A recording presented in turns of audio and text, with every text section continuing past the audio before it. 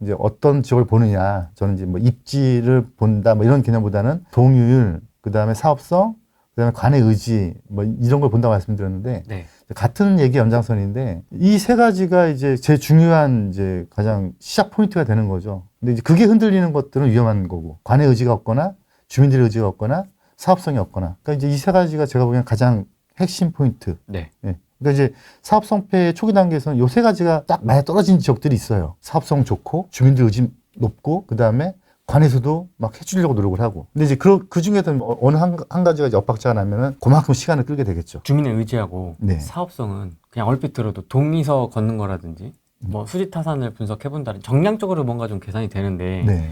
관의 의지는 어떻게 파악할 수 있어요? 관의 의지는 뭐 추세죠, 추세. 지금 뭐 법령이 개정되는 어떤 흐름이라든가, 인허가가 나가는 뭐 어떤 그 부류라든가, 뭐 예를 들어서 오세훈 씨 같은 경우는 좀 신통하고 뭐하는 많이 해주고 있잖아요. 네. 그러면 의지가 있다는 거죠. 물론 내년 선거에서 어떻게 될지 모르겠지만, 그런 의지가 우선 첫 번째고. 근데, 예를 들어서 이제 서울시를 예를 들면, 관에서는 이제 신통이나 뭐하를 밀고 있는데, 투자자는 뭐 도심복합사업, 이러면 좀 안 맞는 거죠. 물론, 거기에 특화된 또 지역이 있겠지만 전반적으로 이제 관이나 이제 행정청에서 좋아하는 사업이 있어요. 그 지역에 좋아하는 사업이 있고 추세적으로 좋아하는 사업이 있고 그건 이제 핵심이 되겠죠. 지자체장의 의지가 중요한 거예요? 제일 첫 번째 그게 제일 중요하죠. 국가보다는. 네, 왜냐하면 이게 재개발은 인허가권이 거의 지자체한테 다 있거든요. 국가는 이제 국회에서 법령 만들어주는 걸로 거의 끝나고 국토부는 관여 거의 못해요. 국토부가 관여할 수 있는 게 거의 없어요. 거의 대부분이 다 구청, 시청에서 다 끝나니까. 법령의 테두리 내에서 물론 그 법령의 테두리 내라고 하는 그 법령은 국회에서 만들지만 그 만들고 놓으면은 그거를 집행하고 운영하고 하는 거는 국토부의 인허가는 이제 재개발은 없으니까 국토부가 뭐 인허가 받을 수 있는 서로가 왔다 갔다 하지도 않아요. 제일 중요한 게 이제 서울시장의 의지, 그 다음에 구청장의 의지. 모 구에서 이런 것도 있었어요. 어떤 구에 어떤 지역을 어떤 사람들이 막 추진하려고 했는데 거기에 구청장 집이 있었던 거야. 그 이분이 본인 집을 추진하고 싶지 않았던 거죠. 그 뺐어요. 먼저 이거는 좀 약간 오버한 얘기일 수 있는데 그만큼 구의 의지가 또 중요하고. 예. 그럼 시와 구의 충돌. 또 있을 수 있죠. 예. 시와 구의 충돌도 간혹가다 있죠. 당이 달라서 뭐 그럴 수 있죠. 이념이 예. 달라서라든지 뭐 네. 그런 경우도 있잖아요. 제가 수업 중에 가끔 말씀드리는 건데 이게 건축 행위가 이제 기속적이냐 아니면 재량적이냐가 있는데 이제 기속적인 거는 어떤 법령의 테두리에서 금지 사항만 아니면 뭐 예를 들어 사선이 있거나 뭐 도로 경계선이 있거나 아니면 뭐 높이를 몇 층까지 해야 되는 법에 딱 정해진 게 있다면 용도 지역 지구제처럼 네. 그냥 딱 우리가 들고 들어가서 이렇게 건물 짓겠습니다라고 하면 해줘야 돼요. 해주는 게 이게 기속행위인데 그게 아니고 이렇게 딱 보고 이거는 안 해. 왜 안 해? 그냥 지금 아닌 것 같아. 뭐 이런 게 재량이거든요. 이런 게 재량이에요. 근데 도정법상의 거의 대부분의 인허가가 재량적 기준이 많아요. 건축허가처럼 기속적 행위보다 재량적 인허가가 많아. 권한을 그렇게 줘왔어, 법에서. 뭐 예를 들면 왕십리에 막 갑자기 아파트가 막 지어져요. 근데 바로 옆에 붙어있는 동대문이 아파트가 안 지어지는데 거기도 지어지면은 뭐 용두동, 왕십리, 뉴타운 그 일대가 막 이주 수요가 막 많을 것 같아. 그럴 수 있잖아요. 네. 그러면은 동대문 구청장이 야 저기 재개발 끝나고 하자 이럴 수 있는 거죠. 왜냐면 갑자기 이주 수요가 막 동네에 몰리면 전세가 폭등하니까 인허가 조건은 다 맞아. 노후도 요건도 맞고 뭐 엔지니어링도 다 잘 갔고 건축 설계도 잘 가서 동서 다 맞아. 딱 넣었는데 관리처분 딱 넣었는데 인가 보류. 지금은 안 될 것 같아. 왜냐면 주변에 전세 가격을 올릴 것 같아. 너무 막 갑자기 처거가 일어나면 그럼 여긴 잠깐 좀 보류하자. 이런 게 있기 때문에 그래서 일반적인 건축 행위는 이제 기속 행위라면 이제 도정법상에 다 그런 건 아닌데 이제 이걸 뭐 재량 행위라고 부르기도 하고 재량 행위에 가까운 뭐 기속 행위라고 부르기도 하고 또 거꾸로도 부르기도 하는데 제가 보기에는 거의 재량 행위예요. 네, 그래서 재개발은 특히나 이 구청의 재량 행위 범위, 그다음에 시청의 그 어떤 범위가 많이 작용을 하는데 이게 다르면 이제 서로 싸우다가 이제 안 되는 경우도 있겠죠. 최근에 어떤 사례가 있었냐면 은평구 사례인데 어떤 분이 역세권 장기전세 추진했어요. 장기전세 추진해가지고 막 구청에서 인허가를 내줬는데 역세권 장기전세는 서울시 한번 갔다 와야 되거든요. 서울시에서는 오케이 했어. 이제 구역청 하면 돼. 근데 구청에서는 구역청 하려고 보니까 여기 임대아파트 들어오는 것보다 이 동네가 전부 다 주차장이 부족해. 그래서 늘어난 용적률의 반을 주차장으로 좀 줘라. 조합에 그렇게 제시를 했어요. 실제 사례예요. 지금 사례 지금. 근데 구청에서는 그렇게 제시를 했는데 서울시에서는 무슨 소리야 이거 법령이 없어. 역세권 장기전에는 무조건 임대아파트로만 줘야 돼. 이렇게 된 거예요. 구청에서는 야 우리 임대아파트 여기 필요 없을 것 같아. 주차장이 더 필요해. 그러면 다시 시작해. 이렇게 된 거예요. 그 구청에서는 구청 의견하고 시청 의견이 막 달라진 거죠. 근데 이제 그 사례 같은 경우는 전 솔직히 시청편 들고 싶거든요. 시청편의 의견이 맞아요. 그런데 구청에서는 이제 자치구의 어떤 그 정비개발시설의 물량들을 보고 야, 여기는 주차가 너무 뭐 이렇게 했으니까 그런 판단을 했겠지만 법령이 없는 걸 어떻게 하겠어요. 그래서 그러다 보니까 이제 그렇게 구청하고 시청하고 싸워서 거기가 지금 구역 지정이 지금 계속 딜레이되고 있는 현장이 하나가 있어요. 강동에. 그런 일들이 벌어질 수 있죠. 예.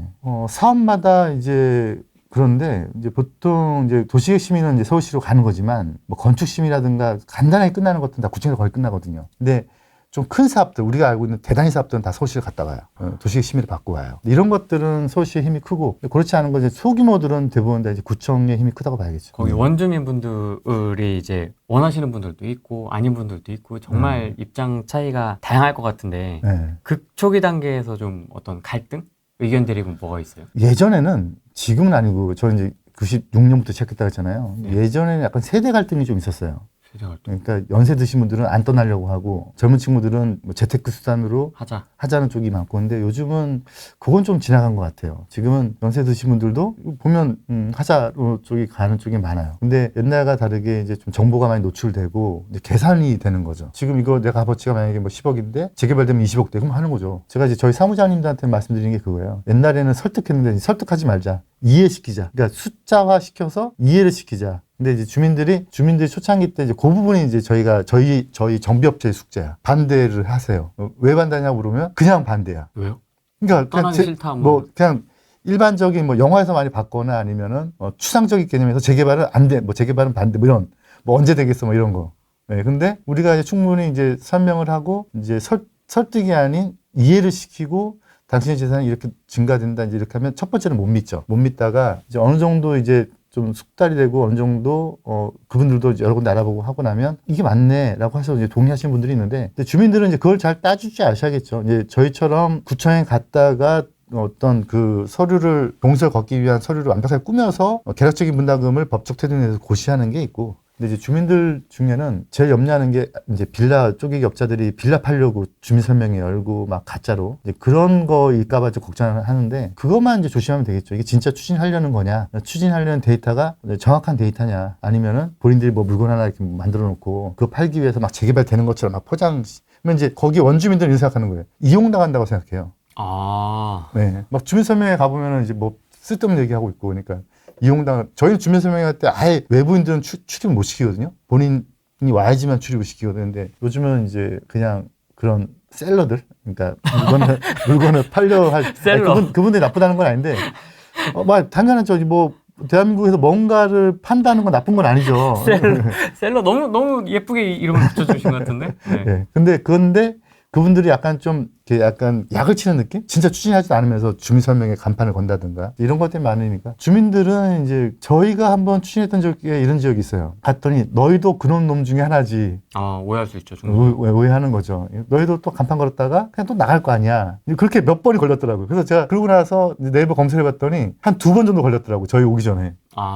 네. 뭐 한다고 걸렸다가 다 팔고 나가고, 그 다음에 또 역세권 활성화한다고 걸었다가 또 팔고 나가고, 그 다음에 저희가 들어가니까 그냥 매번 우리 동네는 이런 사람들 왔다 갔다 하나 보다 이러고 있으신 거예요. 주민들은 이제 그것만 잘 판단해서 동의서 낼 때 이게 진짜냐 아니냐만 잘 판단하시면 되겠죠. 그럼 어떻게 판단해요? 원주민의 입장에서는 어떻게 잘 구분을 해야 돼요? 세 번째 또 속을까봐 마상 입으신 분들도 있고 한데. 근데 제가 이제 이번에 현장 탐방할 때 저희 현장을 보여드렸거든요. 근데 네. 저희는 서류가 있잖아요. 그러니까 뭐 구청에 제출한 서류가 있고 주민들한테 보여주는 서류가 있고, 근데 그게 서류이지만 그게 나오려면 밑데이터가 많은 거거든요. 근데 이제 저희 현장 바로 옆에 가짜 현장이 하나 있어요. 가짜 추진 사무실이 있어. 다른 구역이요? 바로 옆이에요.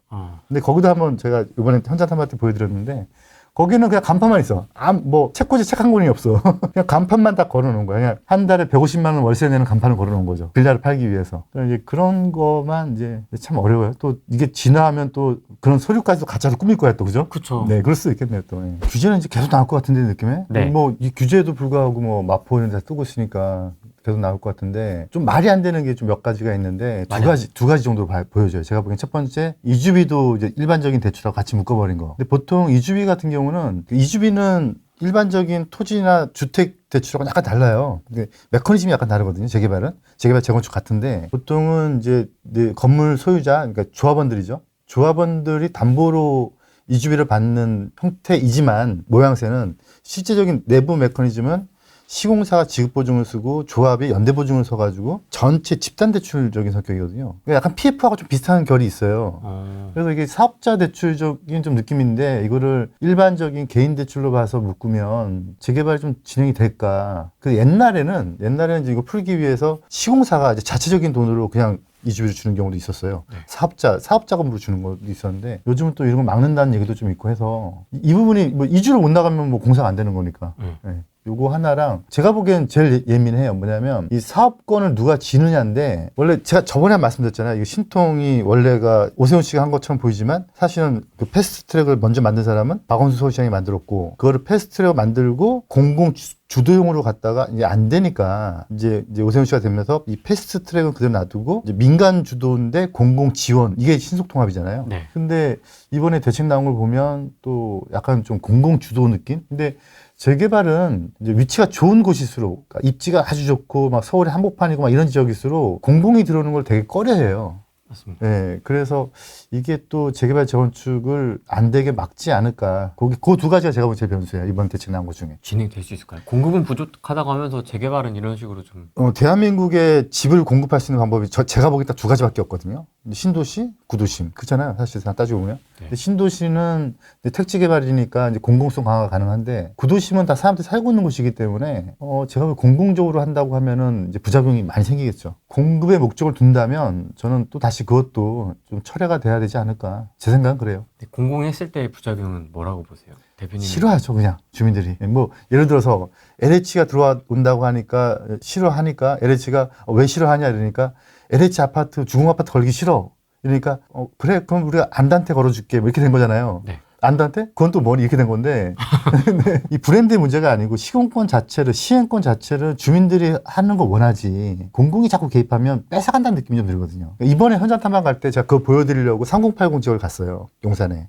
용산에 3080이 있는 게 사실 말이 안 되죠.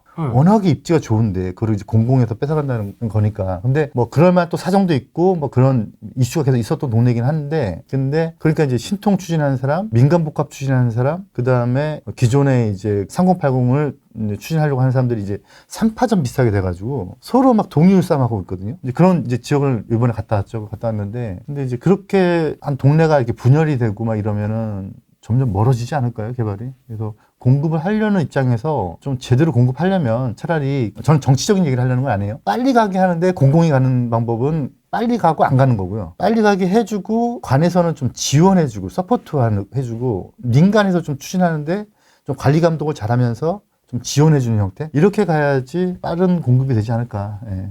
제 생각은 그래요. 근데 정부의 그 LH 직접 시행 뭐 이런 얘기를 하는 걸로 봐서는 네. 공공이 키를 쥐고 가면 좀 더 빨리 할 수 있겠다 뭐 이런 생각으로 가는 것 같은데. 근데 뭐 공산주의가 아닌 이상 이 개인 땅들이 거의 다 뭐 국가 땅이 좀 있거나 옛날 은평 뉴타운처럼 뭐 시 땅이 많거나 뭐 이런 게 아니고 그냥 거의 다 재개발 지역은 다 민간 뭐 중간에 잠깐 도로 뭐 이런 것들만 국가 땅이고 민간이 다 지고 있는데 그게 우리나라 헌법 체계에서는 가능하지 않을 것 같은데요. 물론 동률을 맞춰주면 되겠지만 그 동률까지 가기가 그러니까 공공한테 시행권을 넘기는 동률까지 가기가 쉽지 않을 거예요. 되게 예민한 게 자칫하면 정치적인 얘기가 좀 될 수 있어서 체제 경쟁적인 얘기도 되고 어제 다른 뭐 유튜버가 한 말씀인데 네. 대한민국 3대 재개발 지역에서 제가 태어났거든요. 어디요? 3대 재개발이면 어디요? 우리 어렸을 때 대한민국에서 가장 재개발 그 초기 지역들이 옛날 난곡이라고 부르는 봉천, 네, 봉천, 달동네라고 부르죠. 그다음 미아, 그다음 월곡 여기가 다 산동네. 옛날엔 다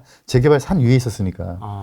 그 중에 한 군데서 제가 태어나고 자랐는데, 근데 저도 재개발 지역에서 태어나 자라고 그 지역을 또 추진도 하고 지금은 재개발업을 몸담고 있지만 네. 동네가 나쁘고 좋고를 떠나서 이게 개발되는 그 개발 이익이 주민한테 돌아가야 되지. 이게 국가한테 간 다음에 전 국가의 서민들한테 가는 시스템이면 제 느낌은 서민 재산을 가지고 서민한테 주는 꼴밖에 안 되는 거죠. 공공이 한다고 하면 아마 부대낌이 좀 많이 있을 거라고 저는 봐요. 원활하진 않겠다. 그렇죠. 예. 초기 재개발에 대해서 되게 위험하게 생각하시는 분들도 있는데 네. 이건 어떻게 생각하십니까? 대규모의 해제라. 그렇죠. 이제 제가 최근에 질문 하나 받은 게 뭐가 있었냐면 네. 재개발하면 평균 몇 년 정도 걸려요? 이제 이런 질문을 저한테 하시더라고. 평균. 네, 이게 뭐 처음 시작부터 입주까지.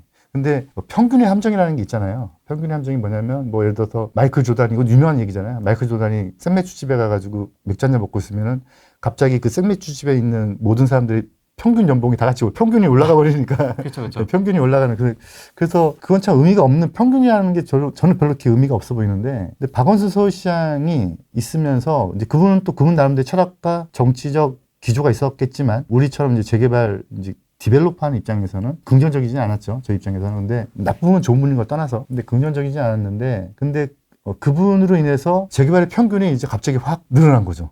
네, 그래서 뭐 10년도 안 된다 뭐 이렇게 돼버렸는데, 제가 해보면 물론 뭐 20년 30년 걸린 데도 있고 뭐 5년 만에 그냥 동에서 처음 걷어서 5년 만에 입주한 데도 제가 봤어요. 어떻게 5년 만에? 네, 물론 이제 구역도 좀 작고 이제 그런데 평균에 제가 보기엔 의미가 없어요. 사업 성패를 좌우하는 게 결국은 동의서인데, 요즘에 와서 제 입장에서는 한 가지 추가된 게 계속 제가 이제 어떻게 보면 주장을 하고 있는 건데, 이 신축 쪼개기가 너무 많이 들어오는 거. 네, 이게 저는 이제 사업 성패의 가장 중요한 포인트. 갑자기 막 들어와 버리면은 이제 깨져버리는 거죠. 어떤 분이 저한테 이번 현장 탐방 가서 어떤 분이 저한테 그런 질문 하시더라고요. 어떤 지역을 갔는데 이 물건을 살까 말까 고민 중인데, 한강변이기도 하고 고민 중인데, 근데 지금은 노후도가 안 되는데 계산해봤더니 한 5년 정도 하면 된다는 거예요. 왜 그러냐면 이제 건물들이 점점 5년 지나면 낡아지니까. 근데 제가 보기에 5년에 거기도 안 돼요, 또. 왜냐면 그게 그냥 그대로 정적인 상태로 그대로 가면 좋은데 또 뭐가 또 지어지거든요. 그래서 제가 보기에 노후도가 계속 안정적으로 계속 가는 게 아니고, 누군가 막지 않는 이상 가는 게 아니고 또 들어와요. 그래서 제가 생각하는 사업 초기의 가장 성패는 해당 지역이 유명해지지 않는 거. 특히 유튜버들한테 유명해지는 순간 이제 지분 쪽이 우르르 들어오고 노후도 깨지고 재개발 멀어지는 거. 그게 지금 옛날에는 이런 계산을 별로 안 했었는데 요즘은 그게 제일 중요한 핵심 포인트가 돼버렸죠. 콘텐츠 소비가 워낙 빨라져서 그렇군요. 그렇죠. 지금은 워낙에 정보가 좋으니까 유튜버에서 어떤 분이 이 지역 재개발 됩니다, 이런 물건 사두시면은 앞으로 꼭 돈 됩니다, 그러면은 그 물건만 팔리는 게 아니고 그 동네가 그냥 아예 그냥 쑥대밭이 돼버리더라고요. 네, 그러면은 이제 땅이 팔리는 거죠. 기존에 있는 좀 큰 땅들이. 그래서 그게 이제 빌라로 바뀌고 소유자들이 들어오고, 그러면은 동일에는 도움이 되지만 노후도가 깨져버리는 이제 그런 문제가 있는 건데, 모아타운 같은 경우에요, 이런 게 있어요. 지금은 이제 서울시에다가 이제 모아타운 하겠습니다라고 이제 제안을 할 수 있지만 공모가 사라졌거든요. 옛날 공모 단계 있을 때도 있었던 거고 지금도 그 규정이 살아있는데, 2022년 이후에 매입한 사람들이 동의서를 낸 거가 30%가 넘으면 제한 거부, 그런 규정이 있어요. 지금 현재 살아있는 규정이에요. 근데 모아타운을 지금 추진하는 데를 가보면은 원래 살던 사람들 말고 새로 산 사람들이, 매입한 사람들이 동의서 내거든. 근데 이게 30%가 넘어가면은 서울시 입장에서는 야, 이건 투기가 몰렸어, 제한 거부받는 거예요. 거부하는 거예요.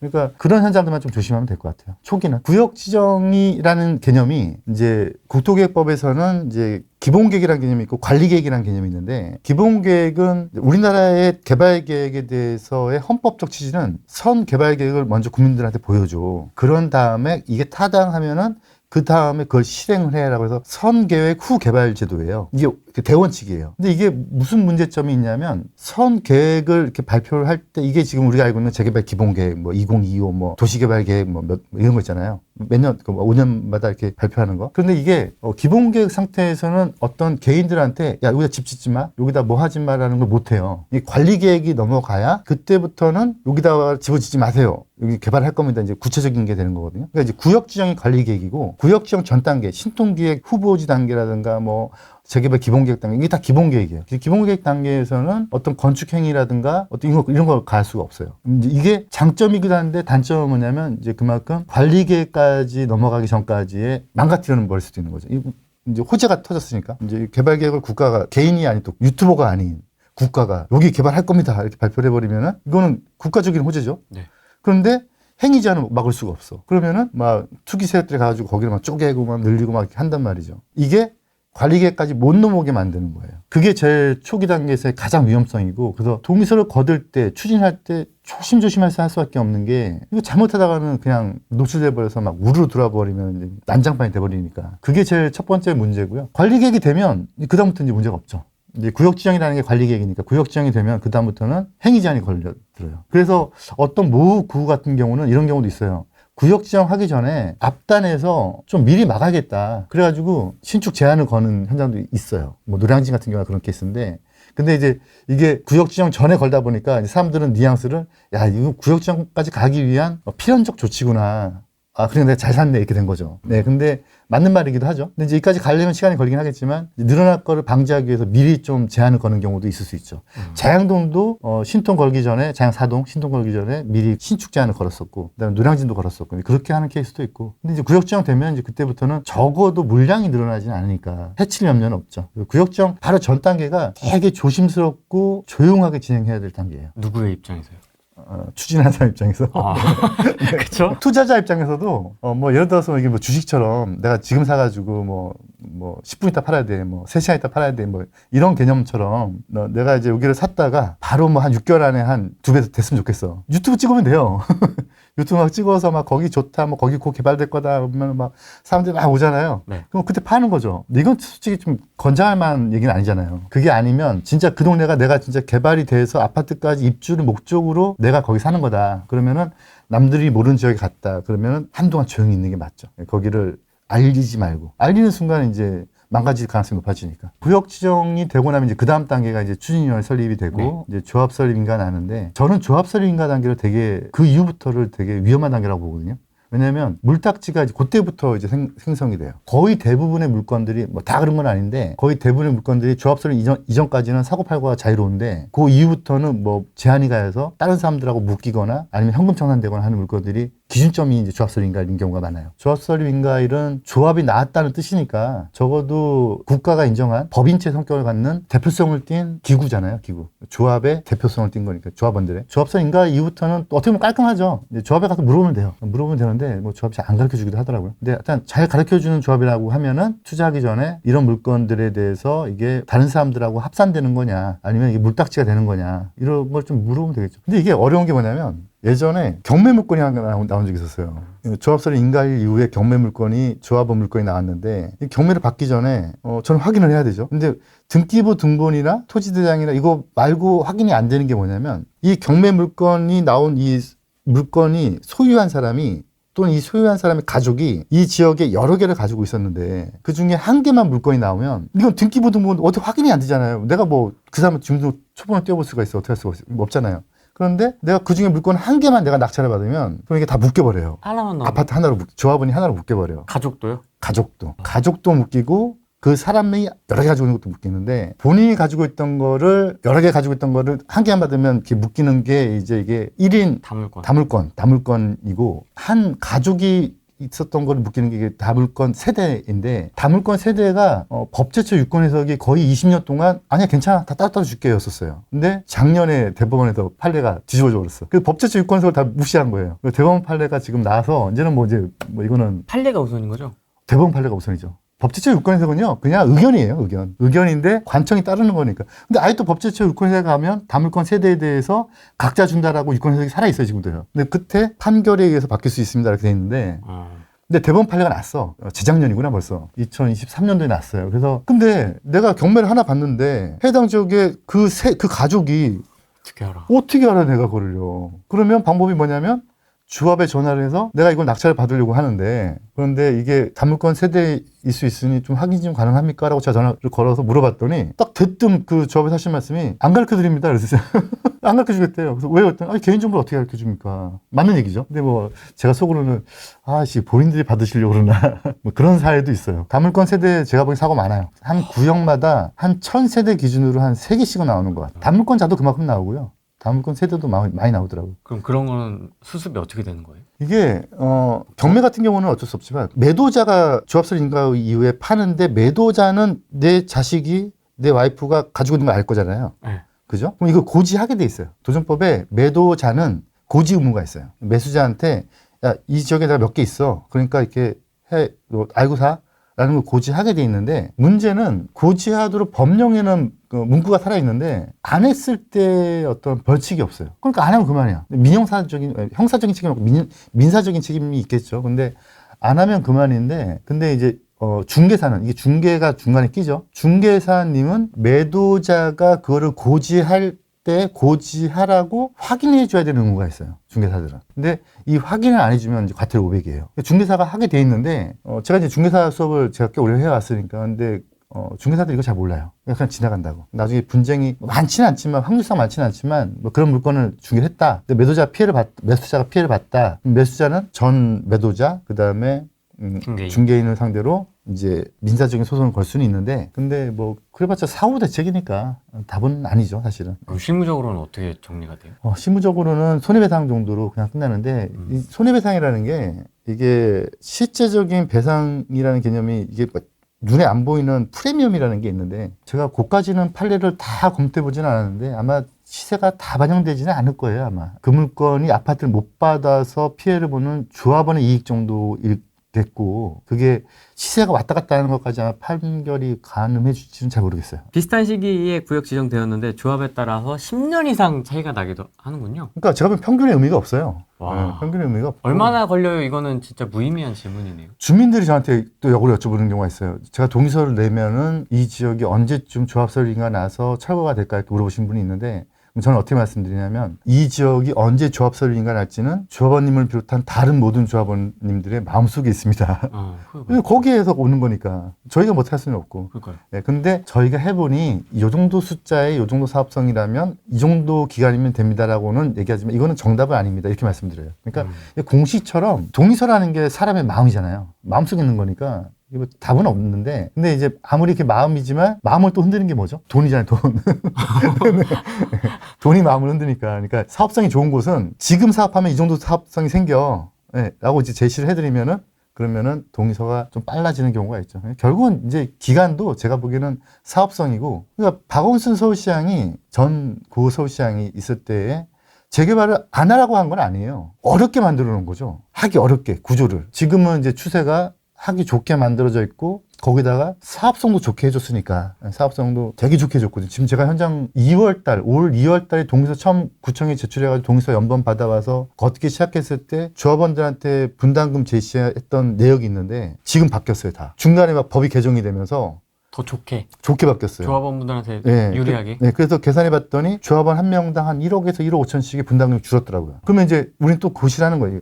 이런 법이 이렇게 바뀌었는데 임대아파트가 10개가 줄었습니다. 임대아파트 10개가 줄었으면 우리한테는 한 100억 정도가 이익이 납니다. 그러니까 조합원 한 명당 1억 5천씩이 또 득이 돌아갑니다. 이렇게 하거든요. 이런 게 이제 동의서를 빨리빨리 주고 사업 속도를 높여주겠죠. 근데 혹자는 또 입지가 결국엔 모든 것을 다 이끌고 간다라는 얘기도 하던데 사업성이 조금 떨어지더라도 저는 이게 어떻게 보면은 이제 포함 관계처럼 보이기도 하고요. 그러니까 대립 관계가 아니고 동의어처럼 보이기도 해요, 저는요. 그러니까 입지가 사업성을 포함시킬 수도 있고 사업성의 여러 파트 중에 입지일 수도 있는데, 그러니까 이게 좀 다른 얘기 같지는 않고요. 근데 제 경험상에는 지난번 저희 그 첫 번째 그 현장 탐방단 첫 번째 세미나 때도 제가 현장에 대해서 직접 보면서 말씀드렸던 건데 무한강변 지역에 누구나 알고 있는 엄청나게 좋은 땅이 하나 있어요. 근데 거기 사업이 안 돼. 사업 요건이 뭐에도 안 맞아. 가로정비 사업도 안 맞고 역세권 활성화도 안 맞고 역세권 장기전세도 안 맞고 아무것도 안 맞아요. 입지는 끝내줘요. 그래서 그 현장에 저한테 의뢰가 들어가서 검토를 해봤더니 1대1이야. 그러니까 사업성이 꽝이에요. 네, 그런 현장도 있어요. 그러니까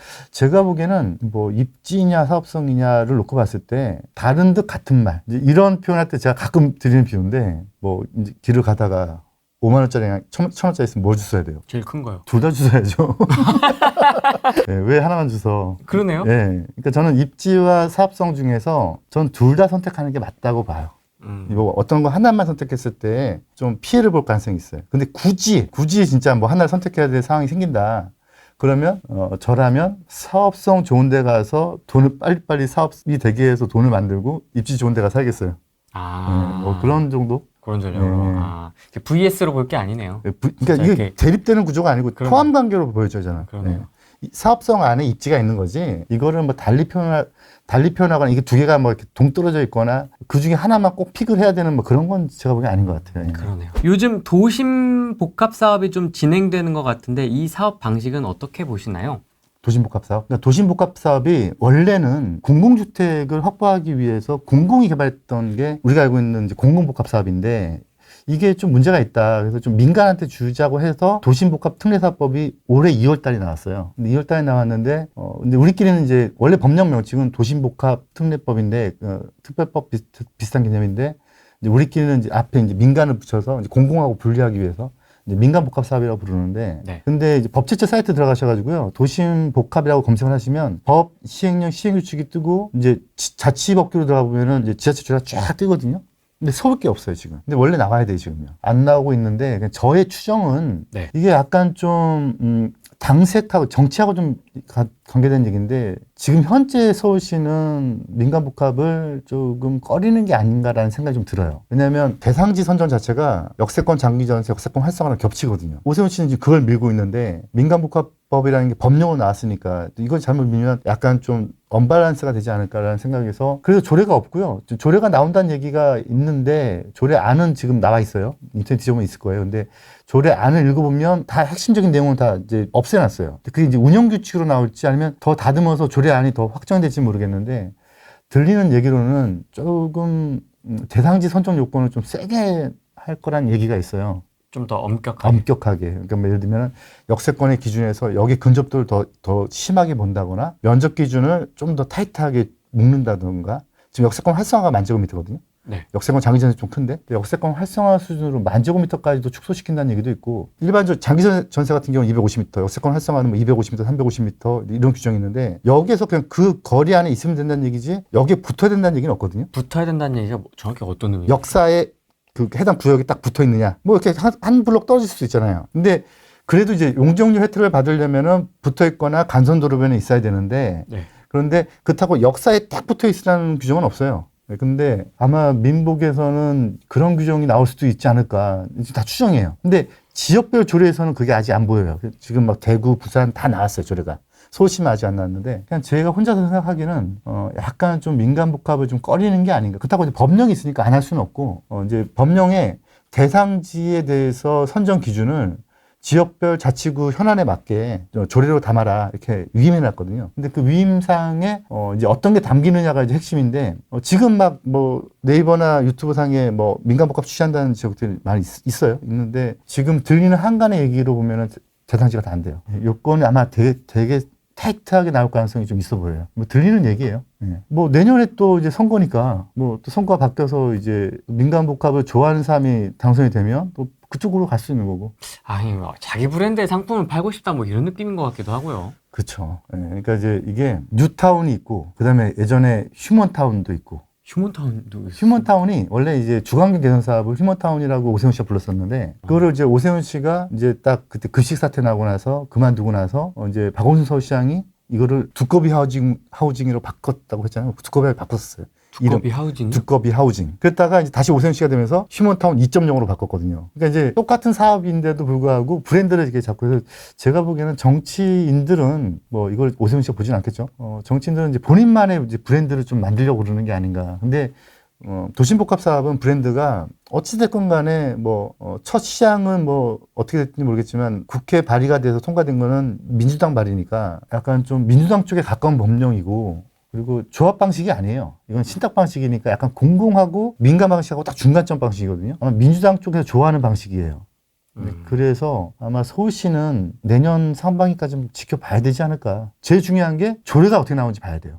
나올 타이밍이 됐어요, 이제. 예. 원래는 8, 9월에 나온다고 했으니까 지금 나와야 되겠는데, 안은 지금 돌고 있어요. 근데 안 돌고 있는 거 가지고는 제가 판단이 안 되고, 안에서 다시 또 운영 규정으로 이제 위임을 할 건지 아니면 그 안을 더 디테일하게 할 건지는 좀 지켜봐야 되겠지만, 우리가 알고 있는 법령상에서 이제 얘기하는 민간복합, 도심복합 사업의 대상지 요건하고는 완전 한 더 타이트하게 갈 거다. 이게 제 생각이에요. 이건 뭐 거의 맞을 거예요, 아마. 네, 시장 얘기 나온 김에 내년에 그렇게 바뀌면 네. 초기 재개발 시장은 좀 어떤 영향이 있을까요? 이 정치적인 게 뭐 예전에 고려에서 조선 넘어왔을 때도 바로 수도부터 바꾼 거잖아요. 네. 예, 그러니까 천도잖아요. 그러니까 정치가 결국은 도시계획하고 연관이 될 수밖에 없어요. 이 정치랑 도시랑 이게 연결 지으면 안 되냐, 뭐 부동산하고 왜 이렇게 뭐 그러냐 하는 분도 있지만, 제가 보기엔 연결이 안 될 수가 없는 것 같아요. 왜냐면 거기에 따라서 도시가 바뀌고 이해관계들이 바뀌고 정치 구도가 바뀌니까. 근데 내년 선거 때에 마치 극단적인 예로 네. 진짜 오세훈 씨의 반대 성향에 계신 분이 서울시장이 된다. 완전 반대. 그럴 수 있는 거잖아요. 그런다 그러면 누가 봐도 신통 뭐하는 스톱이 될 수도 있는 거죠. 그럴 수도 있겠죠. 뭐 그거를 전 시장이 나하고는 좀 반대지만 내가 밀고 갈게 뭐 이렇지 않을 거잖아요. 뭐 이름을 바꾸거나 아니면은 좀 특색을 바꿔서 대상지도 바꾸거나 하겠죠. 그래서 정치는 부동산하고 연관이 저는 무조건 많을 수밖에 없으니까 좀 예의주시해서 봐야 되는데, 뭐 그렇다고 이제 기존은 그게 뭐 이름 브랜드는 바꾸겠지만 이제 방식이 바뀌는 게 문제가 있겠지만, 기존은 재개발 재건축을 좀 활성화시키는 기존은 그래도 어쩔 수 없이 가야 되지 않을까. 재개발 동의에 반대하는 주민들을 잘 설득할 수 있는 팁이 있을까요? 사업성은 충분하다고 판단되는데 반대하는 몇몇 분들이 똘똘 뭉쳐서 찬성하는 사람들 집 찾아다니고 반대하라고 설득도 하고 난리도 아니네요. 월세 받아야 해서 싫다, 임대 많아서 싫다, 공원 사라져서 싫다, 그냥 싫다, 추진하려 할 때마다 그때그때 이유도 각양각색이라. 맞아요. 질문 좋다. 초창기 때 2003년, 4년, 5년도 때의 제 고민이었어요. 그러니까요. 이걸 어떻게 설득해야 되느냐. 어떻게 설득해? 네. 근데 저는 지금은 아주 명확해요. 그런 지역을 안 하면 돼요. 그러니까 설득을 해서 설득이 안 되는 현장을 저는 안 간다는 거죠. 제가 이제 어떤 현장을 딱 봤다. 이 지역을 내가 추진하고 싶다. 그러면 저는 이제 우선 이제 그냥 주판을 두들기는 거죠. 이제 뭐 계산을 러프하게 그냥 머릿속으로 그냥 볼펜으로 끄적끄적. 되네?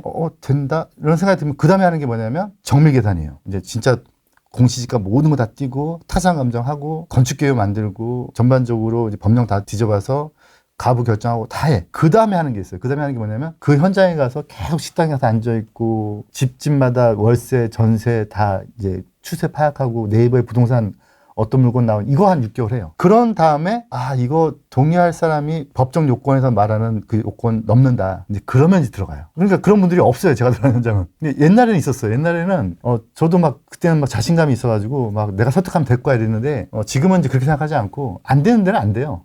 설득을 하지 않고요. 근데 이런 데는 있어요. 모든 계산상으로 이 사람이 동의할 수밖에 없어. 그런데 이 사람들이 그 계산을 모르는 거야. 그런데 그냥 감정적으로 반대를 해. 그때 이제 설득이 아니고 이해시키는 거죠. 이렇게 돼서 당신 재산이 이렇게 늘어납니다. 이런 사례가 있고 이런 사례가 있습니다. 라고 하면 그때부터 동의해요.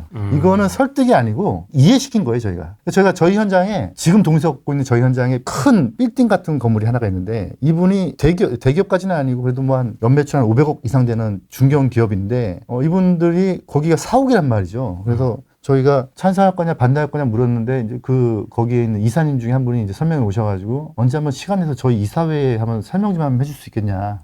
네, 그래서 이사회가 열렸어요. 그래서 이제 본인들 이사회를 한 1시간 하고 저희가 이제 그 이사회 말미에 가가지고 이제 이사들 앞에서 한 10명 가까이 모셨더라고요. 그래서 앞에서 이 사업이 어떤 사업이고 이렇게 쭉 브리핑을 했더니 쭉 이사님이 쭉 듣고 나서 이제 저희 나가고 거기서 의견하시더라고.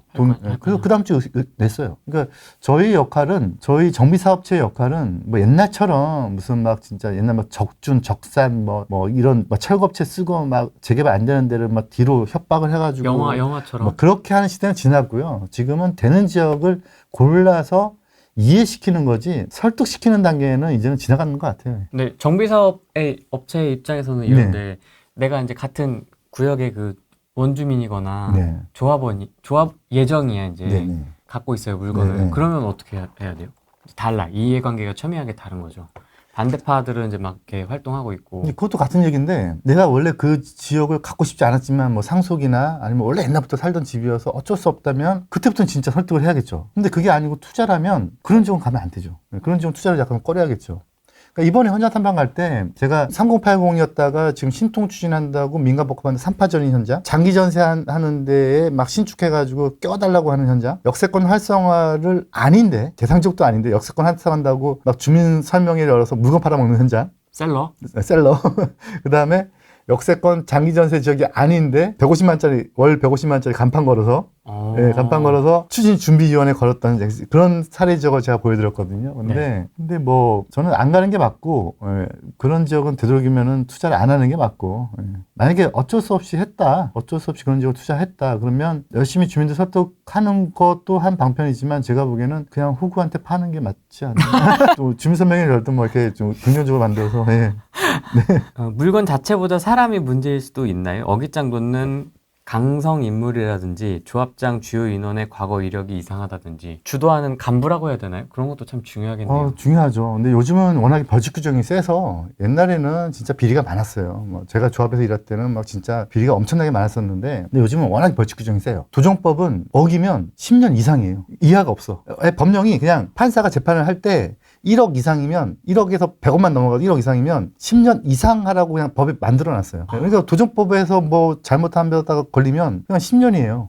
왜 옛날에 그런 말 있었죠. 뭐. 한참 뭐 몇채 나온다 뭐 이런 거. 요즘은 그런 거 불가능하고 그래서 제가 보기에 지금은 상당히 투명해졌고 시스템이 잘 돼 있어요. 그래서 이제 그런 거는 문제가 없는데 근데 제가 겪은 사례 중에서 이런 사례도 있었어요. 누가 봐도 이 사람은 찬성해야 될 집이야. 다 낡았고 이게 그냥 재개발 지역이 아니면은 뭐 한 5억짜리인데 재개발 되면 이게 10억짜리야. 이럴 수 있잖아요. 네. 근데 이분이 태극기 걸어놓고 반대하더라고. 태극기. 예. 근데 나중에 만나 보니까 그냥 진짜 이분이 신념이야, 신념. 예, 뭐 재개발을 하면 안 된다, 뭐 이런 신념. 뭐 근데 그런 경우를 제가 여지껏 한 지금 30년째 있으면서 딱 한 번 겪어봤는데 그건 아주 특이한 케이스고요. 제가 여지껏 이제 대부분 이제 전반기 때 말고 지금 한 후반기 때 요즘에 겪는 것들을 보면 대부분 다 돈 얘기예요. 계산을 다 해보고 불만족스럽거나 아니면 본인이 생각한 기대치보다 좀 작거나 지금 누리는 게 좀 혜택이 크거나 근데 그거만 좀 잘 설득이 되면은 요즘은 좀 잘 해주는 게 제가 보기에는 뭐 거기다가 요즘은 또 법령이 좋아져서 사업성이 되게 좋아졌어요. 좋은 현장들이 많이 늘어났어요. 그래서 요즘 동서 걷기 좀 편한 것 같아요. 그럼 그 동일한 구역 안에서도 물건이 여러 개가 나와 있을 거 아닙니까? 네이버 네, 부동산만 보더라도 거기 안에서 좋은 물건과 나쁜 물건? 아니면 뭐 좀 안전한 물건이나 위험한 물건 이걸 어떻게 구분할 수 있을까요? 안전 위험은 이제 아파트 받을 수 있냐 없냐, 조합은 이냐 아니냐. 이거는 이제 분양 자격이 있냐 없냐로 따지는 뭐 거리산정 기준일도 봐야 되고 분양 대상 규정도 봐야 되고 구조례 신조례도 봐야 되고 이제 그런 내용이고 좋은 물건은 이거 같아요. 조합원들의 전체 재산을 빌라, 토지, 건물 막 이렇게 있으면 이 전체 재산을 이게 물건이지만 이걸 다 돈으로 환산하는 과정이 감정평가잖아요. 돈으로 환산할 때 그 기존에 매겼던 공시지가나 주택가격 공시가 반영이 되거든요. 근데 우리는 감정평가 금액을 알 수가 없어. 뭐 감정평가사 도장을 찍어야 되는 거니까. 근데 그 전에 우리가 알 수 있는 거는 공시지가나 주택가격 공시라든가 이거는 다 공시가 돼 있으니까 알 수 있잖아요. 제가 하는 건 뭐냐면 그 공시지가나 주택가격 공시의 모든 걸 다 띄워봐. 내가 투자하는 구역에 다 띄워보면 그러면 그 총합을 알 수가 있잖아요. 총합. 여기가 예를 들어서 공시지가가 총합인 말 1,000억이야. 네. 근데 내가 살려는 물건이 뭐 1억이야. 그러면 내 지분이 0.1%인 거죠. 바꿔서 얘기하면 그 지역이 재개발된다라고 하면 나는 1,000억 중에 0.1%의 내 지분이 있는 거죠. 그러니까 주식으로 따지면은 0.1%의 주식을 가지고 있는 거죠. 주식하고는 약간 개념이 다르지만 좋은 물건은 뭐냐면 내 지분이 큰 거를 싸게 사는 거예요. 뭐 대지분이 큰 게 좋다 뭐 이렇게 자꾸 생각하시면 안 되고 이거를 전체적으로 돈으로 환가한 다음에 그 환가한 그 값어치가 전체 조합원에서 차지하는 비율이 몇 프로인데 그 몇 프로를 내가 얼마 주고 사느냐를 따지셔야 돼요. 근데 그때 비율은 큰데 내가 사는 돈이 싸다면 그건 좋은 물건인 거고 그게 아니고 비율은 작은데 내 투자 금액이 크다면 그건 나쁜 물건이 되는 거죠. 그래서 좋은 물건, 나쁜 물건이 그냥 단순하게 그냥 뭐 재개발 지역에 그냥 뭐 신축이면 좋다 이제 이런 개념이 아니고 그런 정밀한 분석이 좀 필요해요. 그럼 큰 물건이 좋은 거예요? 단순히? 근데 걔는 또 비싸겠죠. 예. 그러니까 또 따져봐야 되겠죠. 그 계산을 해봐야지 되겠죠. 이제 이런 계산 하나, 또 하나 계산은 또 뭐냐면 이게 현재 가치가 아니고 미래 가치잖아요. 미래 가치면은 지금 5억 넣고 나중에 추가 부담 금액이 0인 물건과 지금 1억 넣고 나중에 4억 넣는 물건이 더 좋죠. 내가 권리 확보만 1억을 한 다음에 4억은 뭐 인플레가 계속 올 테니까 천천히 넣어도 되니까. 이제 아까 말씀드렸던 그런 비율의 구조에서 내 물건의 값어치가 큰 거. 두 번째는 초기 투자 금액이 작은 거. 그게 재개발의 핵심이죠. 근데 요새는 진짜 부쩍 그 한강 라인이나 진짜 좋은 구역 아니고서는 네. 관심이 없는데 서울의 다른 정비사업 업체로서도 다른 구역 하시는 데는 없으세요? 한강변 말고? 저는 관심 있는 데가 뭐냐면 이제 제가 이제 엔지니어링 회사에 있다고 그랬잖아요. 제일 중요한 게 뭐냐면 엔지니어링이라는 게 뭐냐면 여기다가 용적률을 많이 줬을 때 도대체 지금 여기 전기가 맞는 거야? 이런 걸 계산하는 거예요. 그러니까 여기 인구가 1,000명이었는데 2,000명 늘면 공원도 같이 늘어야 될 거잖아요. 네. 기반 시설도. 네. 아니면 막 공원에 막 배드민턴을 막 복잡하게 쳐지겠죠. 아니면 학교도 마찬가지고. 그러니까 결국은 도시공학이 뭐냐면 여기에 갑자기 인구 확 늘었을 때 뭐 수도의 배관이라든가 전기라든가 이런 것들을 계산하는 게 엔지니어링 파트인데 네. 지금 서울 시내를 어찌됐건 간에 갈아엎어서 낡은 동네는 재개발된다는 얘기는 기존 용적률보다 더 높아진다는 얘기고 인구가 밀집된다는 얘기니까 분명히 그 인구 밀집되는 거기로 인한 다른 피해 요소가 생기는 거죠. 뭐 원자력을 하나 더 놔야 된다거나 뭐 그럴 수 있는 거잖아요. 막 그런 것들이 생겨나는 건데 이런 부작용을 최소한 줄이면서 용적률을 줄 수 있는 곳이 한 군데밖에 없어요. 역세권밖에 없어요. 역세권은 그래도 도시공학적으로 어느 정도 용적률을 많이 줬을 때 피해를 최소화시키면서 더 줄 수 있는 구조인 거죠. 그래서 제가 제일 관심 있는 지역은 요즘은 그냥 다 역세권이에요. 역세권 위주로 많이 하죠. 그래서 역세권은 지금 법령도 계속해서 용적률을 더 줄게 하고 있는 거고. 그러면 더 준다는 얘기는 뺏기는 것도 있지만 사업성이 증가가 되니까 조합원들도 혜택이고. 아마 제가 이거를요, 저번에 말씀드렸잖아요. 제가 예전에 매경하고 한강변 역세권 투자 지도라는 책을 썼다고요. 지금은 절판됐지만 지금은 판매하고 있지 않아요. 근데 그 지역에서 뽑았던 지역들이 지금 다 떴거든요. 네. 근데 그때도 그렇고 지금도 그렇고 제가 여기에서 웬만하면 300m 이상 벗어나지 말아라. 이거 무조건 돈 된다. 그때도 말씀을 드렸던 건데 근데 지금도 마찬가지. 여기서 말하는 역은 예정역 포함. 예정역도 너무 먼 예정역 말고 이제 실시 계획이 나와서 이제 그 지도를 보면은 예정역에서 역사 모양이 그려진대. 예. 그런데 포함해서 역 주변으로 300m 안쪽의 빌라들 이런 것들은 어떤 형태든 간에 개발될 가능성들이 좀 다른 데보다 높다고 봐야겠죠. 재개발 구역은 증산 5구역, 수색 8구역, 가련 1구역, 제기 6구역을 보고 있습니다. 이 중 어디가 제일 투자 가치가 좋을까요? 제가 왜 웃는지 네. 아시겠죠? 저는 네. 답변이 기대가 돼서. 제가 현장 탐방을 갔는데 현장 탐방 가기 전에 자료를 보내드렸어요. 네. 여기는 이런 직거리를 하고 있다. 뒷거리. 예를 들면 역세권 장기 전세가 해당 지역이 아닌데 빌라를 팔기 위해서 가짜 추진위원회 사무실을 열어놓고 간판만 걸어놓고 안에 사무실 문 열고 들어가면 아무것도 없고 간판만 그냥 추진위원회처럼 걸어놓고 그리고 이제 그 추진을 열었으니까 이제 블로그를 또 운영을 해요. 블로그에 이제 뭐라고 적어놨냐면 마지막 3개 급매합니다. 40분도 연락 주세요라고 딱 올리는 거예요. 그래서 제가 자료를 만들어 드리면서 그거를 캡처해가지고 자료도 보내드렸어요. 저희 회원들한테 현장 탐방 오신 분들한테. 근데 제가 이런 얘기를 제가 수업 중에 다 했거든요. 다 하고 이제 현장 탐방을 딱 갔어. 딱 갔는데 어떤 분이 딱 자료를 보시면서 하신 말씀이 이 물건요 저 사도 돼요? 그래서 이거는 부정적인 사례로 보여드린 겁니다라고 했더니 그럼 다 기승전결 재배 이제 그냥 이 물건 저 주세요 뭐 이런 그 물건은 사면 안 되는 거죠. 근데 물건은 저는 이제 중개를 안 하니까 저는 잘 모르겠지만 뭐 제가 보기엔 다 좋은 지역인 것 같아요. 예. 네, 네. 그런 거에 대한 답변을 잘 안 하는 게 제 버릇인가? 나쁜 버릇인가? 아니면 제 신념일 수도 있고요. 예. 어느 지역을 좋다 하면 또 어느 지역을 또 나쁘게 그분들도 어떻게 기분이 나쁘실 수도 있죠 또. 예. 네. 원효로 일가도 마찬가지인 것 같고요. 광흥창역 재개발 현석동 앞날이 궁금합니다. 다 비슷비슷한 결이야. 다 속속들이 다 알고 계시긴 하시죠? 다 알죠. 예. 근데 이제 그 얘기를 방송에서 못 하시는 거죠? 그렇죠. 다 이해관계들이 다 있고 거기에. 세부 내용도 다 아시잖아요. 다 알죠. 다 알죠. 예민하죠. 제가 예전에 저희 그 회사에 지금은 아닌데 저희 회사에 에이전트 한 분이 세미나를 열었어요. 근데 어떤 분이 똑같은 질문을 하신 거예요. 이 지역이 좋아요, 이 지역이 좋아요. 그러면 저는 어떻게 얘기하냐면 아주 극단적으로 이제 뭐 극명하게 더 좋은 지역이 있을 수 있잖아요. 뭐 진짜 말도 안 되게 극명하게 더 좋은 지역이 있을 수 있으면 이제 제가 이제 어떻게 얘기를 하냐면 저 지역도 좋습니다. 그런데 저라면 이 지역 가겠습니다. 이렇게 얘기를 하는 편인데 제가 에이전트로 있던 분이 세미나를 열어서 회원들한테 저 지역은 절대 사지 마세요. 막 이렇게 된 거예요. 이 지역 사세요. 이렇게 된 거예요. 그러니까 나중에 그 지역에 계신 분들이 막 민원이 막 어마어마하게 들어왔었어요. 근데 저는 서울은 전 다 좋다고 봐요. 다 좋다고 보는데 제가 이제 현장 탐방 가서 저희 같이 오신 분들한테 드린 말씀인데 제가 드리려는 메시지는 이런 거예요. 미래 가치를 보기 위해서 지금 현재의 눈에 담아두는 거잖아요. 그런데 딱 가서 이 지역이 아파트가 38층이 된대. 좋겠네. 이거는 탐방의 의미도 없고 좋겠죠. 뭐 거의 다 좋겠죠. 근데 저는 이제 그런 걸 짚는 게 아니고 이 지역은 이런 반대파가 있고 이런 신통 추진하는 사람, 여기에는 민간하는 사람, 여기가 몇 대 몇 정도의 비율이고 노후도는 지금 몇 프로인데 좀 깨질랑 말랑 하고 있고 뭐 이제 이런 것들을 보여드리기 위해서 하는 거거든요. 이제 그런 데이터들을 다 본 다음에 결정은 이제 본인들이 하겠지만 이런 데이터들이 이거를 5년 후에 입주시킬 거냐, 10년 후에 입주시킬 거냐, 아니면은 이 동네 개발이 안 될 거냐에 대한 변수잖아요. 그래서 제가 지금 뭔가를 본다는 거는 미래에 뭐가 그냥 머릿속에서 동화적으로 그냥 아파트 같으면 좋겠다 이런 게 아니고 거기까지 가기 위한 어떤 제약 요소가 있는지 어떤 위해 요소가 있는지 또는 어떤 긍정적인 요소가 있는지를 보여드리려는 거죠.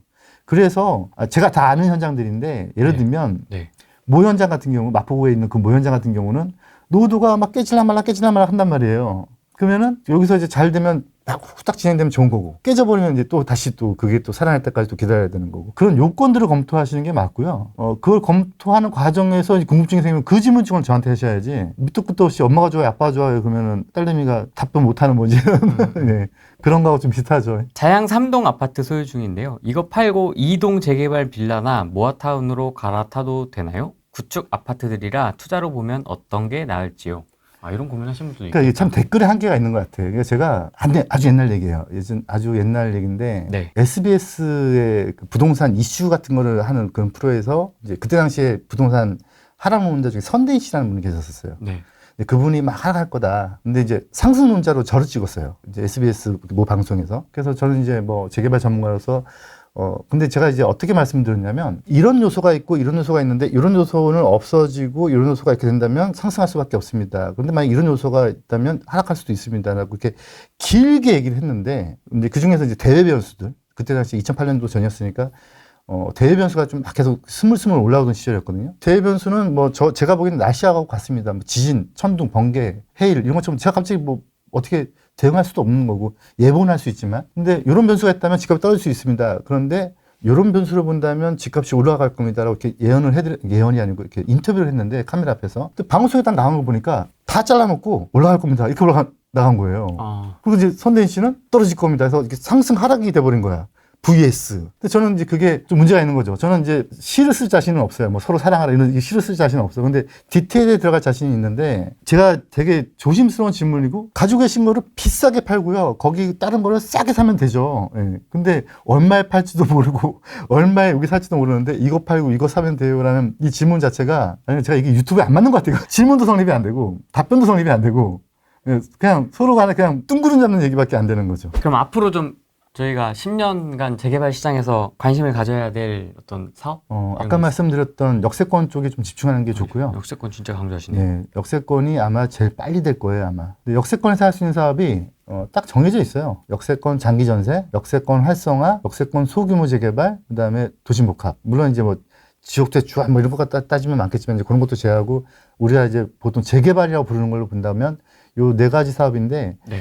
요 네 가지 사업은 좀 깊이 있게 공부하시고 대상지 선정 기준이 다 달라요. 역세권 활성화랑 역세권 장기 전세랑 역세권 소규모 재개발, 그다음에 도심복합이 대상지 선정 기준이 조금씩 다르거든요. 근데 요거를 잘 검토하면 머릿속에 담아두시면 이제 딱 어느 지역을 딱 봤다. 그러면 요게 요거는 역세권 활성화, 역세권 장기 전세. 요건 역세권 장기 전세, 역세권 소규모. 요거는 민간복합. 이렇게 잡히잖아요, 이게. 근데 그 중에 한 2개 이상 걸린다. 2개 이상이 해당되는 지역이다. 그럼 만약 역세권 활성화가 안 되면 역세권 소규모로 갈 수도 있다. 뭐 이런 현장들 검토하셔가지고 그런데 남들이 모른다. 유튜브에도 뒤져봤더니 없다. 그리고 아무도 뭐 언급을 안 해. 근데 보통 유튜브에 언급되는 지역은 어떤 지역이냐면요. 물건이 팔릴 게 있어야지 언급되는 거거든요. 네. 근데 물건이 팔릴 게 없는 지역은 언급이 될 수가 없잖아요. 물건이 뭐 누가 이득을 본다고 거기에 언급을 하겠어. 근데 그렇게 언급 안 되는 지역 중에서 좋은 지역이 많아요. 언급이 안 되니까 유튜브에도 없으니까 현장 가보면 물건이 널려 있는 거죠. 좋은 물건들이. 그래서 뭐 어떤 분이 또 이 말씀 하시더라고요. 이제 그런 현장 있겠어요. 뭐 그런 현장 뭐 많아야 뭐 이제 뭐 한 10개 남았겠어요. 이러는데 제가 이제 민간복합이 이제 올해 2월 달에 2월 말에 2월 27일인가 법령 나오고 나서 법령상의 지역 중에서 민간복합 성장 거점형이 있고 이제 주거 중심형이 있는데 그 중에 이제 해당되는 지역을 제가 한번 쭉 뽑아왔거든요. 법령상에. 근데 법령상에 해당이 되면은 적어도 역세권 장기 전세에 해당이 된다는 얘기예요. 그건 좀 줄이면은 역세권 활성화가 해당된다는 얘기고. 뽑아왔더니 제가 뽑아본 것만 한 80군데가 넘어요. 그러니까 생각보다 아직도 지역이 많아요. 근데 알려지지 않은 지역인 거죠. 제가 뽑은 데는. 유튜브에 없는 지역들. 근데 그런 지역들 가시면 좀 이제 그런 지역을 가서 사. 그다음에 이제 유명한 유튜버들 있잖아요. 그분들한테 이제 그런 지역 소개해달라고 하세요. 그러면 아마 잘 팔릴 거예요, 아마. 아니, 근데 지금 4가지 유형도 있고, 네. 이게 4가지가 각각 될지 안 될지에 대한 그 지역을 어떻게 파악을 해요? 일반인이? 이제 어떤 분이, 제가 이제 깜짝 놀랐어. 어떤 분이 유튜버에서, 유명한 유튜버인데, 재개발 너무 어려우니까 공부하지 마. 저는 이거 아니라고 봐요. 물론, 우리가 지금 살아보니까, 친구 중에서 저보다 공부 더 잘했던 친구가 더 못 사는 경우도 봤어. 네. 네, 공부적인 측면에서. 그러니까 꼭 공부가 돈하고는 연결이 안 될 수 있는 건 맞는 얘기예요. 하지만 확률적으로 봤을 때는 어렸을 때 공부 잘했던 애들이 지금 더 잘 살아요. 확률적으로 봤을 때는. 그런 구분이 더 많아. 그러니까 공부를 해야 되는 게 맞고요. 그 다음에 일반인들이라면 공부를 안 해도 돼요. 왜냐면 뭐 이게 분야가 아니고 내가 진짜 평생 한 2번 살까 말까 한데 그러면 적어도 이거를 소개해주는 사람 공부를 해야 돼요. 그렇잖아요. 당연한 거죠. 근데 이분이 야 공부하지 마. 나한테 어려운 거 묻지 마. 그런 거 안 해도 돼. 모르죠. 나도 몰라. 그런데 몰라도 돼. 이건 전 아닌 것 같아요. 이건 서로 둘 다 모르면 둘 다 지팡이지고 지금 뭐 개울 건너는 건데 이거 제가 보기엔 말이 안 되고 일반인들은 몰라도 돼. 하지만 한쪽을 알아야 되는 거예요. 이건 둘 다 모르면 이건 진짜 이건 말이 안 되는 거고. 그래서 그렇게 얘기하는 거는 말이 될 수 있지만 말이 안 되는 얘기인 거예요.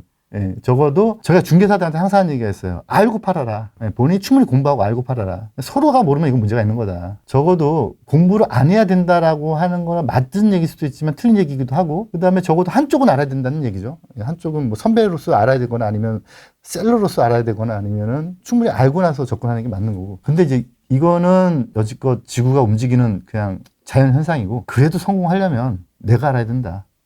저는 이거는 그냥 원칙이라고 봐요. 뭐 저도 막 모르는 분야가 있으면은 어떤 문제가 터져가지고 이거 해결해야 된다는 상황이 생기면은 물어보러 가잖아요. 근데 물어보러 갈 때 적어도 저는 어떤 마음을 가지고 물어보러 가냐면 내가 뭘 물어볼지 알고 가요. 제가 뭘 물어봐야지 이 사람이 나한테 답변해 줄 거라는 거를 알고 가는 거지. 그게 아니고 저 기도하면 될까요? 뭐 어떻게 해야 되죠? 저 그냥 가만히 있으면 되나? 이렇게 가지는 않거든요. 저도 이제 뭐 일을 하다 보면은 뭐 여러 가지 일들이 있겠죠. 그러면은 그거 해결해야 될 수도 있잖아요. 그럼 그때는 뭐 변호사를 간다거나 감정평가사한테 간다거나 아니면은 토지 전문가한테 간다거나, 전 토지를 모르니까. 그러면 적어도 제가 어떤 질문을 그 분야를 그 부분만큼은 제가 팔 수는 없지만 적어도 그분한테 내가 질문할 정도의 수준은 제가 갖추고 가야 되는데, 질문할 정도의 수준을 갖추고 가서 물어봤던 이분이 그런 거 몰라도 돼. 이건 제가 보기 말이 안 된다는 거죠. 그 서로가 말이 안 되는 거예요. 그때는 이렇게 얘기하셔야 돼요. 모르시는군요. 이렇게 얘기하셔야 돼요. 나는 몰라도 돼. 하지만 나는 질문은 알아야 돼요. 질문이 뭔지도 모르면 이건 뭐 답변을 어떻게 하겠어요. 지금 댓글에 쓰신 분들한테 약간 좀 죄송하긴 한데, 네. 질문은 뭐 물론 댓글에 한계가 그럴 수도 있지만 질문이 성립이 돼야 답변이 성립이 되는 것이고, 근데 답변하는 자가 내가 여지껏 재개발 투자해봤더니 해봤더니 그 의미 없더라. 그냥 사면 돼. 일면 맞기는 해요. 예. 근데 제가 보기에는 확률상으로는 맞지 않아요. 재개발 물건 평가해주고 물건을 선정해주거나 상담해주는 그런 좋은 업체를 찾는 방법이 있나요? 이것도 질문이 좋네요. 좋죠. 만약에 유튜브한테 갔는데 질문을 잘 던져야 된다고 했잖아요. 맞습니다. 네, 그러니까 적어도 이 메커니즘을 정확하게 이해를 해야 돼요. 그러니까 뭐 예를 들면 어떤 분이 무아타운을 권장을 해. 무아타운을 권장을 하는데 설명을 신속통합기획으로 설명을 해. 그럼 메커니즘이 다른데 그럴 수 있잖아요. 저 이런 경우 많이 봤어요. 이 물건에 속한 개발 방식이나 그 물건이 어떤 포지션에 있거나 하는 것들에 대해서, 또는 분양 자격이나 물딱지 거래산정 기준이라든가 이런 것들에 대해서 질문을 던졌을 때 정확한 답변이 와야 돼요. 나 믿어 뭐 이런 답변이 아니고, 이걸 제가 지난번에도 설명을 드렸지만 이게 똑같은 카드를 들고도 이 판이 훌라판인지 포커판인지에 따라서 룰이 다른 거니까. 그러니까 그 적어도 전문가의 역할은 저는 그런 거라고 봐요. 전문가가 그냥 돈 많이 버는 게 전문가일 수도 있죠. 뭐 이게 한 80년 전에 나왔던 책인데, 그 워렌 버핏이 이렇게 뭐 이 책 좀 읽어봐라 하면서 되게 유명해진 책이 있는데, 뭐냐면 고객의 요트는 어디 있나요? 라는 책이 있어요. 이거 원래 주식 쪽에서 유명한 책인데, 네. 뉴욕에 쫙 요트가 이제 쫙 깔려 있는데 단 한 척도 없더라는 거죠. 고객의 요트는. 누구의 요트만 있나요? 그러면 그 주식을 사고 팔고 하는 브로커 분들의 요트만 있는 거죠. 그러니까 저는 이게 시사하는 바가 크다고 보거든요. 뭐냐면 그냥 단순 고객의 접근을 하면 절대 그 요트를 살 만큼의 부자가 될 수 없는 거죠. 그러면 누가 부자가 되느냐? 그분들을 데리고 몰라도 돼 하는 2, 3인이 이제 부자가 되겠죠. 네. 그러니까 저는 그거는 주식도 그렇고 뭐 모든 이제 재테크의 상품은 마찬가지인데, 이 영상에서 좀 제가 그래도 한 가지 이건 제가 이렇게 아무리 말을 해도요, 그래도 100명이 만약에 들으면 실제로 이해하시는 분은 한 5명 안쪽이라고 좀 보는데, 저는 뭐라고 보냐면, 이거 아주 우습게 얘기하면 호구되지 말자. 좀 고급스럽게 표현하면, 내가 알고 상대를 선택을 하고, 그 다음에 상대에 대해서 상대가 실수할 수 있다는 것도 감안을 해서 서로 판단을 하고 컨설팅이 돼야 되는 거지. 예, 그게 아니고 그냥 저 어디 사요? 이거 사세요. 이거보다 이게 좋아요. 왜요? 믿으세요. 제가 해보니까 그렇고 공부 필요 없습니다. 이건 제가 보기엔 이건 아닌 것 같아요. 알아야죠. 모르고 어떻게 이걸 투자를 해요. 그러니까 모아타운 물어봤는데 신통 끌고 오면 이게 맞는지 안 맞는지 그런 것도 체크를 해야 그렇죠. 체크를 해야 된다는 거죠. 아파트 배정 기준, 거리산정 기준에 대한 컨디션에 대한 판단, 그 다음에 흘러가는 구청에 서류가 왔다가 가서 끝나는지 서울시까지 갔다 오는지에 다 달라요. 메커니즘이 다 달라요. 근데 이제 보통 저는 이제 재개발만 30년 했으니까, 저는 유튜브를 지금 시작한 지 얼마 안 됐지만 재개발만 계속 했잖아요. 그러니까 구역 지정, 조합 서류인가 사업 시행인가 관리 처분, 입주, 이전 고시, 청산 많이 해봤는데, 근데 이제 재개발 뜬다 그러면은 이제 쭉 모여들죠, 사람들이. 재개발 안 좋다, 이제 박원순 씨한테. 그럼 다 사라져요, 또. 네. 근데 재개발은 한 현장을 그래도 거래가 아니고 이제 그 메커니즘 이해하려면 한 현장을 최소 5년은 몸을 담아야 되거든요. 인볼브가 돼야 되는데, 이제 그러기에 이제 인생을 바칠 만큼의 또 막 그런 노력을 하시는 분들이 생각보다 많지는 않죠. 예. 근데 적어도 저는 전문성을 띈다라는 얘기는 그 남들 앞에 섰다는 얘기는 자신감 있게 섰다는 얘기는 전문성을 띄었다는 얘기는 그분 입에서 야 몰라도 돼라는 말은 저는 아니라고 봐요. 저는 알아야 된다고 봐요. 당신은 몰라도 됩니다. 하지만 제가 압니다. 이 말은 성립이 돼. 당신은 몰라도 되지만 제가 알고 있으니까 걱정하지 마세요. 이건 성립이 되는데 거꾸로 당신도 모르고 나도 모르고 우리 둘 다 몰라요. 이거는 성립이 안 돼요. 물론 그래도 되는 시기가 있어요. 지금이 그런 시기죠. 둘 다 장님이야. 그런데 뭐 진짜 샀어. 몰라. 그런 시기예요 지금. 개울가를 잘 건넜어. 개울도 아니야. 그냥 뭐 어디 가도 부딪힐 데가 없는 거죠 지금. 그러니까 근데 이건 제가 어떻게 이것도 제가 자주 드리는 비유인데 네. 어떤 분이 저한테 와서 10년 전에 뭐 예를 들면 지금 뭐 예를 들면 10년 전에 어떤 분이 뭐 사라 그래서 돈을 많이 벌어서 자기는 그분한테 감사하대요. 또 제가 보니까 그때는 뭘 사도 돈 벌던 때였어. 시기적으로. 그때 당시에 만약에 그분한테 가서 상담을 받고 사는 게 아니고 그냥 친구도 아니야. 5살 꼬마애한테 빨간 펜, 파란 펜, 막 지역, 서울이라는 거 정해야겠죠? 막 이렇게 색깔 칠한 다음에, 야, 너 어떤 색깔 좋아하니? 이 색깔요? 그거 사도 돈 벌었다고요. 예. 근데 그건 시기의 문제인 거지. 그건 얻어 걸리는 문제잖아요. 근데 그 부분은 또 이렇게 많은 또 변수가 있는 거니까. 근데 제가 이제 유튜브 보다 보면, 저는 그런 거에서 제가 약간 가다가 좀, 이거 아닌데라고 딱 돈다? 표현이 좀 그런데? 열받는다 하는 표현이 있는데, 재개발 너무 어렵죠? 몰라도 돼요. 저는 이 표현 되게 싫어해요. 그럼 저는 왜 공부를 하고 있나? 근데 저는 그건 아니라고 보고, 적어도, 이런 표현이 맞다는 거죠. 저는 충분히 알고 있습니다. 그런데 당신은 몰라도 되는데, 요 정도는 제가 얘기할 때 알고 계세요. 권리산정 기준이란 무엇입니다. 이 정도까지 얘기하고, 이쪽에서 풀어줘야 되는 거지. 너도 몰라, 나도 몰라, 다 몰라도 돼. 지금 사면 돼, 무조건. 뭐 그 말이 반은 맞고 반은 틀릴 수 있다 뭐 그런 얘기죠. 조합은 모르는 경우가 많아요. 왜냐하면 조합의 임원은 규정이 있어요. 현행 법이 기준 있어요. 뭐 보유기간 몇 년, 네. 뭐 소유기간 몇 년 이런 기준이 있다 보니까 그러다 보니까 원주민들이잖아요. 그러니까 모르는 게 당연해요. 그러니까 대부분의 일반인들은 조합 가면 답이 있다고 생각하는데 조합은 업무 집행기구이지 결정권한이 생각보다 많지 않아요. 결정은 다 총회에 거쳐서 하는 거고 부동산 원통에서 구청에 인가를 받는 형태니까 결정 권한도 없고 조합장 힘도 없어요 사실은. 업무 집행 권한 정도로만 보시면 될 것 같고 근데 또 전문성이 없는 거죠. 왜냐하면 주민들이었으니까. 그래서 그 전문성이 없는 걸 도와주는 게 이제 저희죠. 정비업체. 네. 정비업체가 역할이 조합을 컨설팅해서 도와주라고 법에서 승인해 준 단체가 되는 거죠. 조합장님은 그래도 전문가 아니에요? 아닌가요?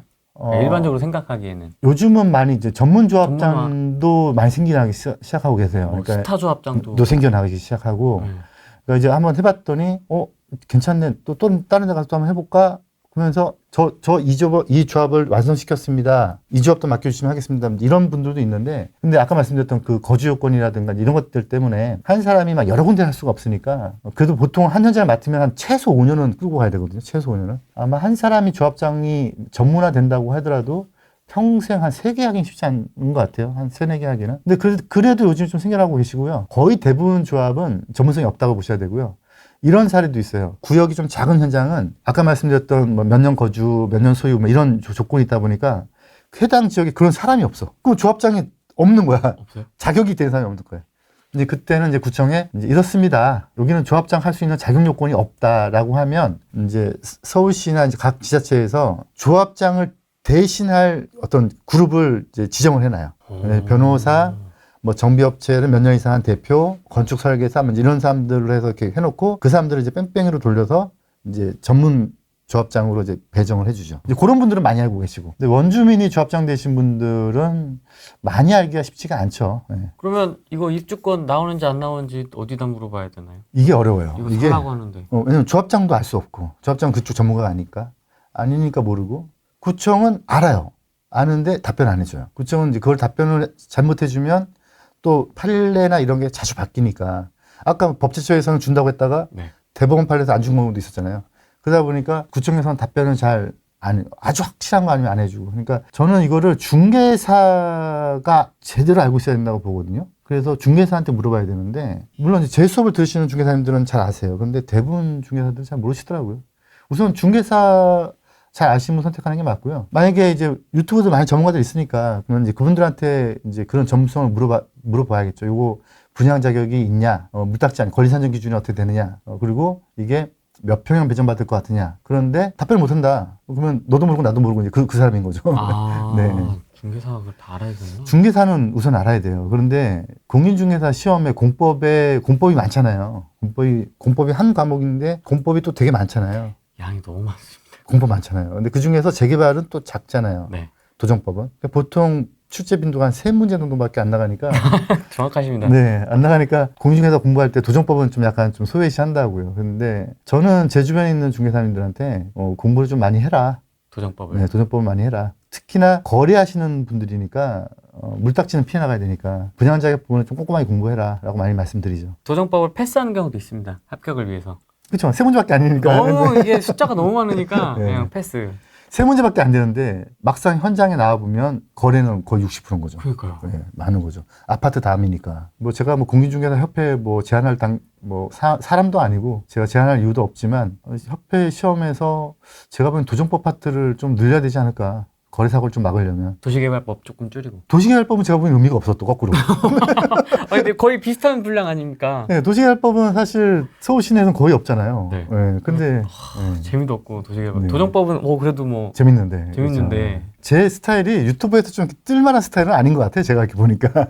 좀 차분하시죠? 아유, 감사합니다. 부한거리지 않으시고 네, 네. 조근조근하게 설명하는 스타일이시긴 하시죠. 조합장은 월급을 얼마나 받나요? 뒷돈 이런 거 빼고요. 뒷돈은 무조건 못 받게 돼 있고요. 아까 말씀드렸지만 그게 누적 금액이 1억이 넘어가면 10년 이상이니까 너무 바꾸기에는 너무 큰 돈이잖아요. 그래서 뒷돈은 요즘은 진짜 거의 없다고 봐야 돼요. 그래도 뭐 받지 않을까? 근데 이제 보통은 이제 월급하고 판공비를 받는데 판공비. 근데 현장마다 달라요. 현장의 난이도마다 다른데 네. 현장이 작은 곳은 그냥 일반 회사의 한 과장 정도로 보시면 될 것 같아요. 근데 좀 현장이 좀 크다. 그러면 한 부장 정도 보시면 될 것 같아요. 그래서 어디 뭐 조합장 성과급으로 뭐 집 한 채 받았다 뭐 이러니. 그거는 정말로 달려가기 딱 좋은 케이스죠.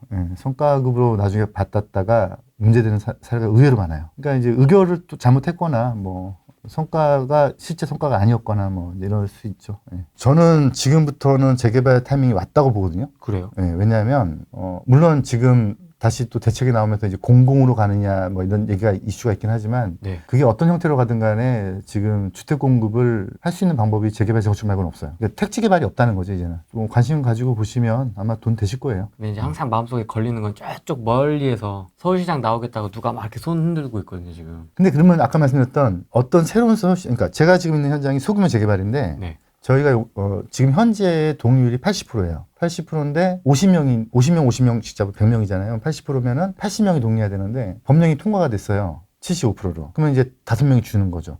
제가 동의서 걷어보면 막 70%, 75%에서 왔다 갔다 해요. 80%가 좀 벅차. 근데 이게 통과가 돼서 이제 내년 2월 달 말부터 이제 시행이 되니까 이제 우리는 동의서 5장을 덜 걷어도 되는 거가 됐는데 네. 근데 이 법을 누가 통과시켰냐면 민주당에서 통과시켰어요. 그러니까 진보냐 보수냐를 떠나서 이게 네 거냐 내 거냐에 대한 문제 좀 있지만 두 쪽 다 약간 좀 재개발 쪽을 좀 완화시켜주는 쪽으로 좀 가고 있지 않나. 두 개가 다. 근데 이제 이건 있어요. 누가 되느냐에 따라서 어디는 밀고 어디는 좀 죽이고 이럴 수는 있겠죠. 뭐 공공의 기여도의 차이도. 그러니까 지역의 네이밍에 따라서 오세훈 씨가 밀었던 거를 만약에 시장이 바뀐다면 이 사람은 안 밀고 또 반대로 또 뭐 그럴 수는 있겠지만 전반적인 재개발 재건축에 대한 기조는 양쪽 다 추진할 수밖에 없는 상황으로 좀 보여져요. 장이 올 것 같다. 100%. 100%? 네, 저는 신중하신 분인데 또 이럴 때는 또 100%라는. 재개발 재건축 시장은 왜냐면 방법이 없으니까. 주택 공급에 대한 방법이 1도 없으니까. 뭐 갑자기 뭐 가표탄가? 공중에 돌을 띄워서 거기다 아파트 지을 수는 없잖아요. 네. 뭐 방법이 없어요. 제가 보기에는. 주택 공급을 할 수 있는 방법이 전혀 없어요. 재개발 재건축 말고는. 이거를 뭐 공공이 하느냐 민간이 하느냐 뭐 신소통합 브랜드로 하느냐 또 뭐 두꺼비 하우징으로 하느냐 뭐 이런 얘기는 있을 수 있어도 두꺼비. 브랜드의 차이가 있거나 뭐 그런 건 있을 수 있어도 재개발 재건축을 활성화시켜야 되는 방법론은 제가 보기엔 무조건 다 동의하고 있는 것 같아요. 양당 모두가. 좀 그래도 많이 바뀌었네요 생각이. 그러니까요. 옛날보다는. 네. 현장 탐방 소개 좀 해주십시오. 그 참여하고 싶은 분들이 저한테 막 메일 보내고 그러는데. 그러니까 저번에 한번 같이 한번 해보니까 지난번 45명 정도가 오셨는데 용산을 다녀왔는데 이번에는 저희가 이제 아까 말씀드렸던 3080 하는 지역 하면서 지금 신통으로 가느냐 뭐 민간복합으로 가느냐가 지금 서로 이렇게 의견이 대립돼 있는 지역. 또 한 군데는 이제 아까 말씀 장기 전세 추진하는데 근데 이제 빌라들이 한쪽만 지어지면서 이제 거기 넣어달라 말라 막 이런 지역 그리고 활성화하는 지역 제가 직접 추진하는 지역. 용산만 제가 이렇게 그림을 그려봤더니, 한 1시간 반, 2시간 다닐 수 있는 코스가 한 10개 정도 나오는 것 같아요. 한 8개에서 한 12개 사이? 이렇게요? 네. 그만큼 이제 코스가 많은데, 그 중에서 한 코스 다녀봤는데, 근데 이제 이런 거를 이제 제 생각에 한 달에 한 번씩 한번 해보면 어떨까. 그래서 저희가 지금 매주 말일로 생활하고 있고요. 이제 토요일마다. 근데 이제 인원이 너무 많으면 좀 나눠야겠지만, 한 20명 정도씩 다니면 딱 좋을 것 같아요. 거기를 왜 갔는지에 대한 이론적인 공부는 뭐 VOD로 먼저 보고, 가기 전에 한번 이제 어떤 마음가짐으로 가야 될 건지, 뭘 유념해서 봐야 될 건지에 대한 또 공부를 한번 또 세미나로 하고, 네. 현장을 갔다가 와서는 이제 다시 한번 리마인드. 지도상으로 보면서 여기는 왜 갔다 왔다 이렇게 한 달에 한 번씩 한번 레귤러하게 한번 가볼까 그렇게 좀 생각을 하고 있습니다. VOD로 수강을 하는 게 일단 우선 먼저 1단계네요. 예, 제가 드리는 메시지나 어떤 이론적인 것들을 머릿속에 담고 머릿속에 담고 현장을 보는 거랑 안 담고 보는 거랑 완전 달라요. 저희 회원들 말씀이에요. 그러니까 어떤 이론적인 게 그래도 머릿속에 약간이라도 좀 들어간 상태에서 현장을 바라보는 거랑 그냥 아무 생각 없이 현장을 보는 거랑 완전 다른 거죠. 그래서 VOD를 먼저 보시고 그런 다음에 이제 같이 현장을 좀 다녀보시면 내가 안 봤던 문구들, 현장의 속성들이 좀 보이기 시작하실 거예요. VOD 안 보고 현장 가면 아까 같은 그런 거가 되는 거죠. 이 물건 제가 사도 되나요? 저는 이제 안 좋은 사례로 보여드린 건데 이제 안 좋은 사례로 보여드린 거를 그 물건 사겠다고 덤비는 이제 그런 일이 벌어지는 거죠. 네. 우선은 용산 위주로 좀 많이 다닐 거고요. 꼭 다니고 나면 그 다음에 다시 또 그 지역을 왜 다니는지에 대한 이제 VOD를 만들어서 계속 아카이브 해갈 생각이에요. 그래서 지난번 다닌 것도 이번에 담겨져 있어요. 네. 네. 이거는 이제 지난번 했던 내용들이고 맨 마지막에 지금 보면은 이번에 갔던 현장들 어떻게 다녔다를 제가 또 한번 다시 짚어드렸어요. 요게 이제 계속 쌓이겠죠, 뭐 이제 한 용산이 한 10개 쌓일 때까지 한번 다녀보려고요, 우선. 이거 좋다, 이거. 네. 현장도 이렇게. 그날 가고 그 다음날 찍은 거예요. 찍어서 이제 다시 그 참여하셨던 분들한테 이 VOD를 드리니까, 그러니까 예를 들어서 지난주 토요일 날 현장 갔단 말이죠. 그러고 나서 이제 그 다음 주 목요일 날 찍어서 올려드렸더니 다시 리마인드가 되는 거죠. 이제 저게 이제 계속 쌓여나가게 될 거예요, 이제. 우선은 뭐, 그래도 용산이니까 용산을 먼저 좀 다녀보고, 용산 10군데 정도 다녀보고, 근데 또 이제 번져갈 생각이에요. 용산만 다니는 것도 제가 보기엔 거의 한 1년 걸릴 것 같은데요. 전영진 선생님 상담 가능하십니까? 저는 상담은 별도로 잡아서 해드리는 경우는 없고요. 제가 매주 목요일마다 저희 정회원 대상으로 수업을 하고 있어요. 근데 저희 수업은 저희 부산 콘서트 홀에 와서 방청도 하고 아니면 라이브를 하고 있는데, 그때 이제 전후로 저희 회원들이 오셔가지고 상담들을 좀 많이 진행하시죠. 정혜원은 또 뭡니까? 어디 있습니까? 매주 목요일, 보통은 중개사님들이 많이 수업을 들으시는데, 매주 목요일마다 수업을 하는데, 제가 벌써 이거 한 4, 5년 했죠? 네, 4, 5년 했는데, 요 매주 목요일 수업을 7시부터 보통 8시까지 하거든요. 세미나 때는 보통 한 3시간 하는데, 일반적일 때는 한 1시간 정도씩 하는데, 이슈가 있는 거 계속 지금 제가 하고 있고, 이걸 담아서 또 보여드리는데, 근데 요거 하기 전에 한 6시나 5시 오셔서 상담 받으시면 돼요. 뭐, 물론, 이제 시기나 상황에 따라 다르지만 지금 타이밍은 제가 보기에는 어디를 사도 돈이 돼요. 네, 그리고 그런 타이밍이 왔어요. 그래서 투자를 할 거냐 말 거냐 망설인다면 저는 무조건 하는 게 맞다고 보고요. 근데 그 중에서 또 다시 또 시비가 엇갈릴 수 있는데 전반적으로 다 성공하실 건데 또 안 좋은 케이스도 있을 수 있죠. 또는 물딱지에 걸릴 수도 있고. 맞습니다.